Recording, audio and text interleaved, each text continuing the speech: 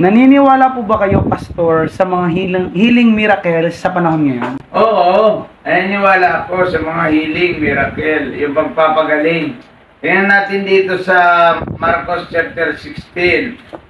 Huwag kang alis dyan, Gintoy. Bal. Bal. Sorry, Bal. Huwag kang alis, Bal, para makita mo kung ano ang binigay sa ating kapangyarihan ng Diyos.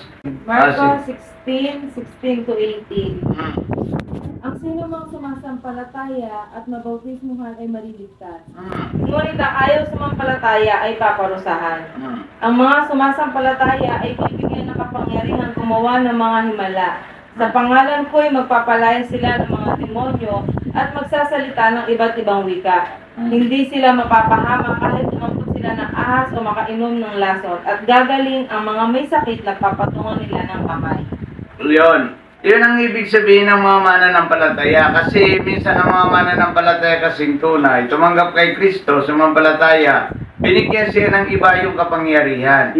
Ang kapangyarihan doon yung tinatawag na makainom ka man ng lason. Kasunod ngayon pati mineral may lason eh. Yes. Mineral, mga gulay, mga isda, mga butas, mga karne, lahat yan may lason. Kaya kailangan mong parahanin siya sa panalangin.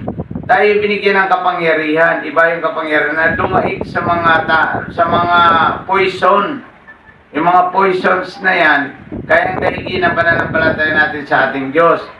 And then, sabi doon, binigyan kayo ng superpower, kapangyarihang walang katulad, sabi doon. And then, ang mapatungan ng iyong kamay sa ngalan ni Jesus gagaling. Ito yung hindi napapractice ng mananampalataya. Mayroon kayong power ng galing sa Diyos, hindi nyo napapractice ito. Minsan asan si dyan, yan ang patawag natin kasi marunong yan sa sakit na dyan. Mayroon nga ang kapangyarihan Halimbawa, ito masakit ang tuhod mo, masakit, mayroon kang diabetes. Di patungan mo ng kamay ang sarili mo, gagaling yan.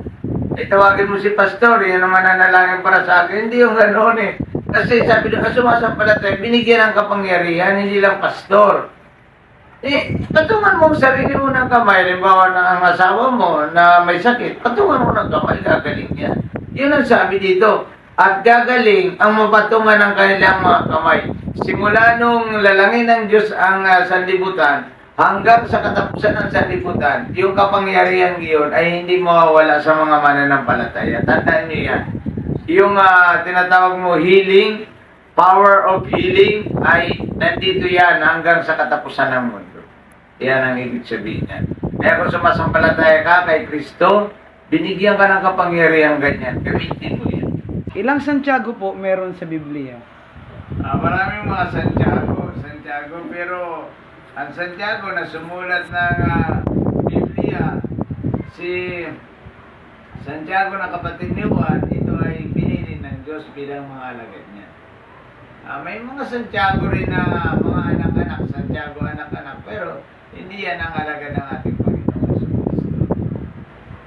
Yan. Ang Santiago, talaga yung mga taong nangingisda, siya ay tinawag ng